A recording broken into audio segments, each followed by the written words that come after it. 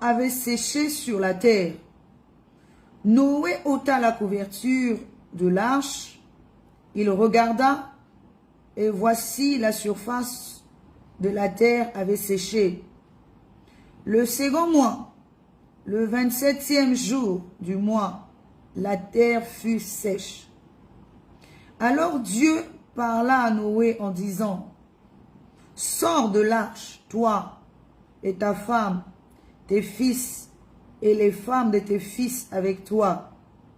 Fais sortir avec toi tous les animaux de toute chair qui sont avec toi, tant les oiseaux que le bétail et tous les reptiles qui rampent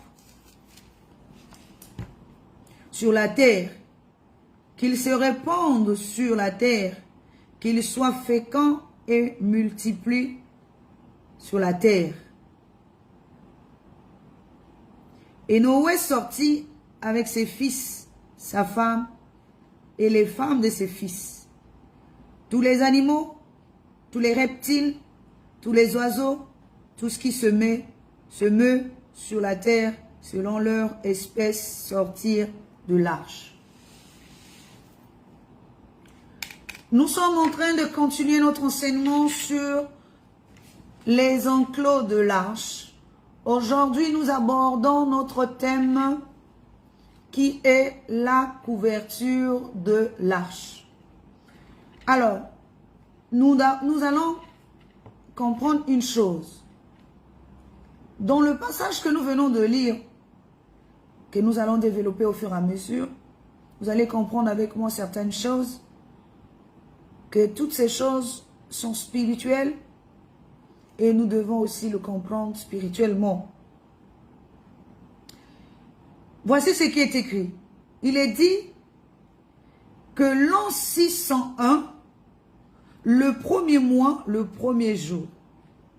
Nous allons d'abord nous atteler là. Nous soulignons que nous sommes en l'an 601, premier jour du mois, premier mois d'abord et premier jour du mois. Alors, il y a quelque chose que je n'ai pas et que je voudrais souligner aussi. Je me suis rendu compte que dans Genèse chapitre 7, verset 6, il est dit, Noé avait 600 ans lorsque le déluge d'eau fut sur la terre.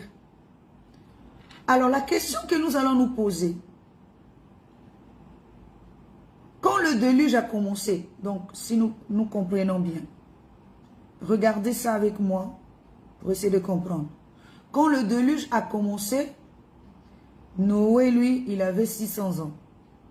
Donc, je l'avais expliqué lors de mes précédents enseignements, que pourquoi avant-on calculer le temps en fonction de l'âge de Noé et non de l'année? Maintenant, ici, donc, si vous pouvez lire chapitre 7, verset 6, comme je venais de le dire, ici, il est écrit, Noé avait 600 ans lorsque le déluge d'eau fut sur la terre. C'est Noé. Donc, on a calculé le temps en fonction de l'âge de Noé et non du temps en fonction de l'année. Or, une fois que le déluge va passer, à ce moment-là, on va calculer l'âge en fonction du temps. Alors, c'est là que je n'ai rien compris. Alors, et là, des 600 ans de Noé, on va ajouter une année de plus. Donc, lorsque le déluge va s'abattre sur le monde, sur la terre, Noé a 600 ans. Et à la fin du déluge, ben, on nous dit que c'est l'an 601. Bon, si c'est physique, prenons ça de manière physique. Comment est-ce possible qu'au bout de 40 jours, on ait pu ajouter une année de plus à l'âge de Noé? Puisque nous symbolisons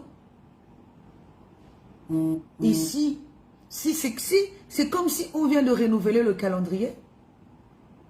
Puisque le monde extérieur étant éteint, étant exterminé,